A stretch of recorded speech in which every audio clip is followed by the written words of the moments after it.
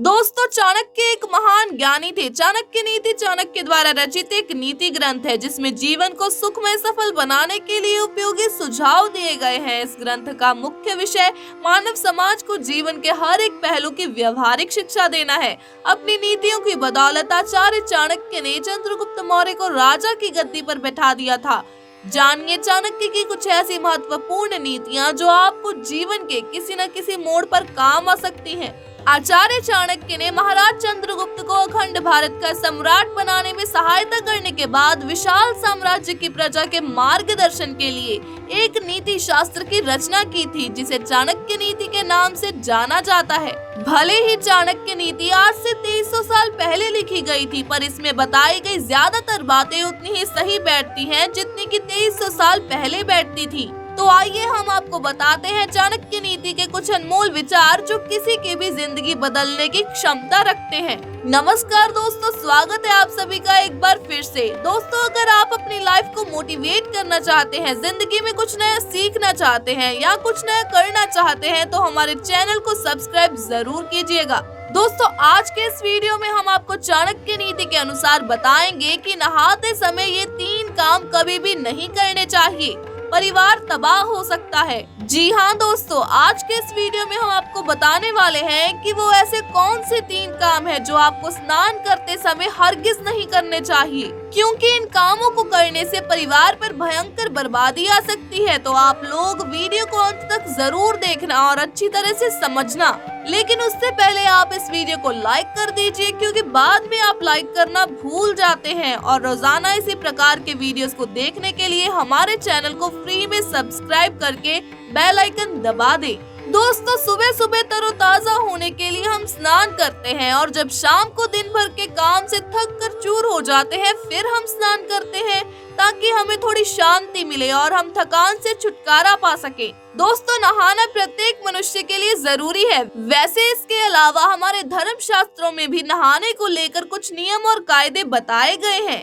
दोस्तों, हमारे शास्त्रों में स्नान को लेकर कई बातें बताई गई हैं। यदि इनका पालन किया जाए तो मनुष्य के जीवन से आधी परेशानियां तो स्वयं ही समाप्त हो जाती हैं। दोस्तों, ऐसे में आज के वीडियो में हम आपको इसी के बारे में जानकारी देने जा रहे हैं। तो आप लोग वीडियो को जरा गौर से देखना और सुनना, क्योंकि आज की जानकारी आपके लिए बहुत ही काम आने वाली है। दोस्तों, गरुड़ पुराण के नियम में ये बताया गया है कि जब भी कोई व्यक्ति स्नान करता है तो उसके कपड़ों से गिरने वाला जल उसके पितृ ग्रहण करते हैं।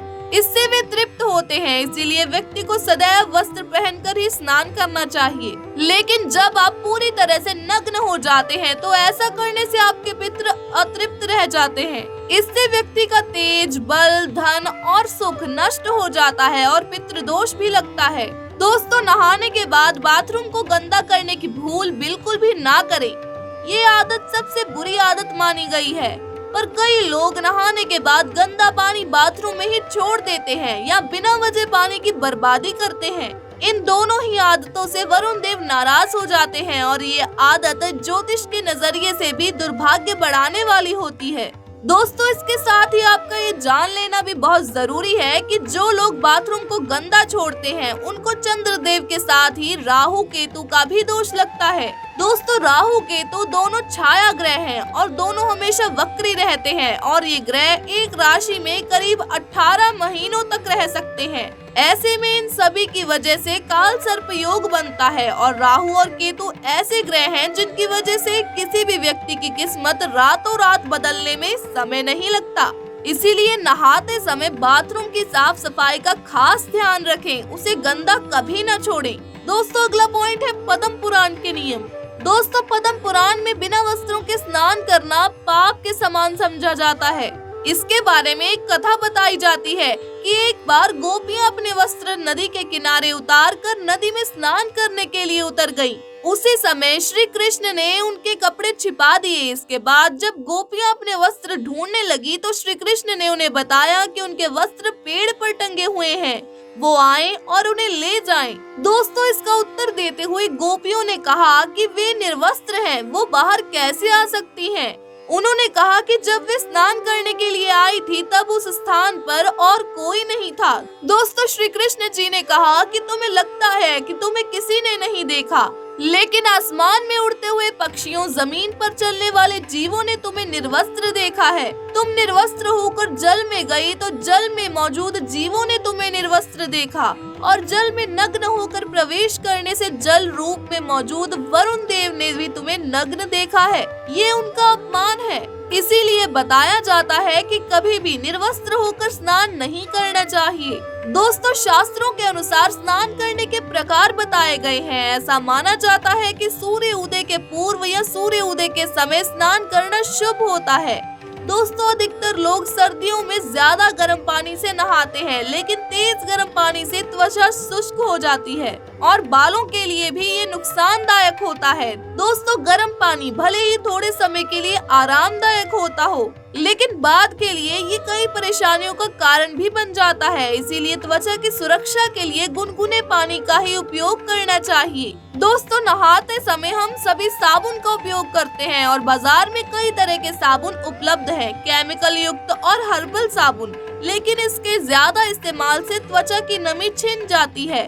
साबुन में मौजूद कठोर रसायन आपके शरीर को साफ सुथरा करने में मदद तो जरूर करते हैं, लेकिन इसके ज्यादा उपयोग से त्वचा रूखी और बेजान हो जाती है। इसीलिए आपको साबुन के जगह बॉडी वॉश का इस्तेमाल करना चाहिए या फिर हर्बल साबुन का उपयोग करें। दोस्तों, अक्सर ऐसा देखा गया है कि कई लोग नहाने के बाद दूसरों का तौलिया इस्तेमाल कर लेते हैं, लेकिन ये बहुत ही गलत आदत है। ऐसा आपको नहीं करना चाहिए, क्योंकि ऐसा करने की वजह से आप इन्फेक्शन के शिकार हो सकते हैं और आपको त्वचा संबंधी समस्याएं हो सकती हैं।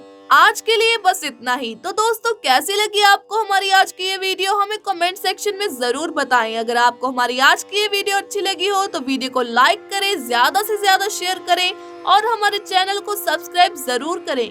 वीडियो को अंत तक देखने के लिए आपका बहुत बहुत धन्यवाद।